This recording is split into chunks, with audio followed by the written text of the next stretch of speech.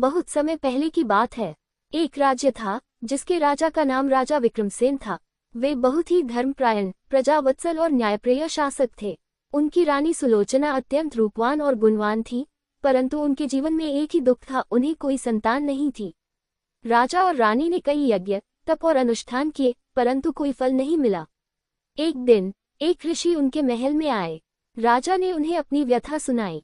ऋषि ने ध्यान लगाया और बोले, राजन, तुम्हारे भाग्य में पुत्र है, परंतु उसे पाने के लिए तुम्हें कठिन परीक्षा से गुजरना होगा।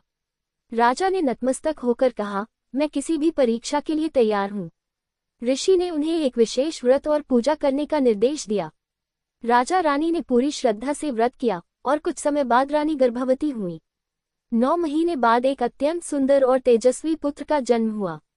ज्योतिषियों ने भविष्यवाणी की कि बालक का जीवन कठिनाइयों से भरा होगा, लेकिन यदि वह सच्चे प्रेम और बलिदान की परीक्षा में खरा उतरे तो महान योद्धा बनेगा। राजा ने अपने पुत्र का नाम रूपबसंत रखा। समय बीता और रूपबसंत बड़ा हुआ।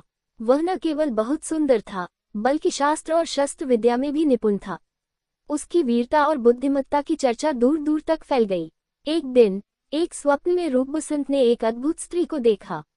वह अपूर्व सौंदर्य की स्वामिनी थी, मानो कोई अप्सरा हो।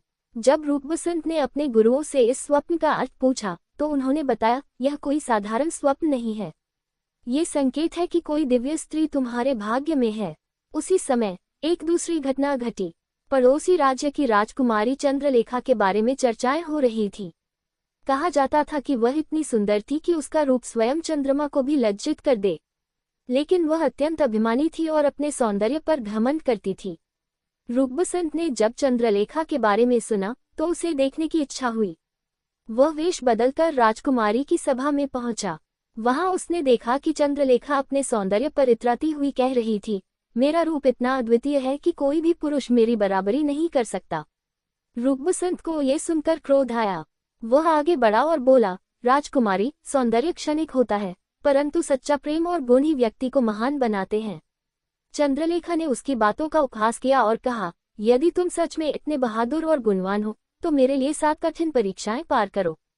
रूपबसंत ने चुनौती स्वीकार कर ली। पहली परीक्षा। चंद्रलेखा ने कहा, तुम्हें एक ऐसी दुर्लभ मणि लानी होगी जो समंदर के सबसे गहरे हिस्से में छिपी है। रूपबसंत ने साहस दिखाते हुए समुद्र के दैत्य को हराकर मणि प्राप्त कर ली। दूसरी परीक्षा। चंद्रलेखा ने रूपबसंत को एक जंगल में भेजा जहां एक जादुई शेर रहता था। उसे काबू किए बिना लौटना असंभव था।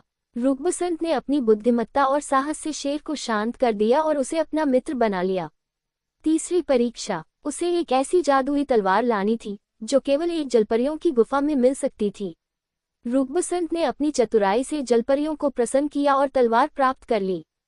चौथी परीक्षा। एक विशाल पर्वत था जिसे पार किए बिना आगे नहीं बढ़ा जा सकता था। रूपबसंत ने अपनी योग शक्ति से इस बाधा को पार किया।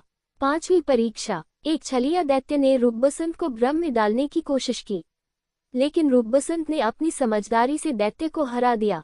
छठी परीक्षा। उसे चंद्रलेखा के लिए एक दुर्लभ जड़ी बूटी लानी थी जो हिमालय की ऊंचाइयों में पाई जाती थी। रूपबसंत ने कठिन तपस्या कर उसे प्राप्त किया।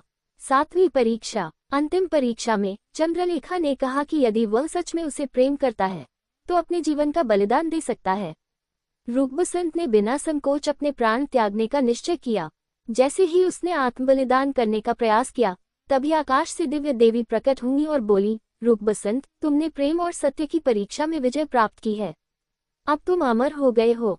चंद्रलेखा, जो अब तक अपने सौंदर्य पर गर्व करती थी, ने महसूस किया कि सच्चा प्रेम केवल बलिदान और समर्पण से ही पाया जा सकता है। चंद्रलेखा ने स्वयं आगे बढ़कर रूपबसंत का हाथ थामा और कहा, मैं अब समझ गई कि प्रेम केवल बाहरी रूप से नहीं बल्कि हृदय से होता है। राज्य भर में उनका विवाह धूमधाम से हुआ और दोनों ने मिलकर अपने राज्यों को समृद्ध बनाया। रूपबसंत और चंद्रलेखा की कहानी अमर हो गई और लोग सदियों तक इसे प्रेम, त्याग और सत्य की विजय के प्रतीक के रूप में सुनाते रहे। उपसंहार। किस्सा रूपबसंत का सिर्फ एक प्रेम कहानी नहीं, बल्कि सच्चे प्रेम, साहस और आत्म बलिदान की अद्भुत गाथा है। ये हमें सिखाती है कि सौंदर्य का घमंड व्यर्थ है और सच्चा प्रेम वही है जो हर परीक्षा में खरा उतरे।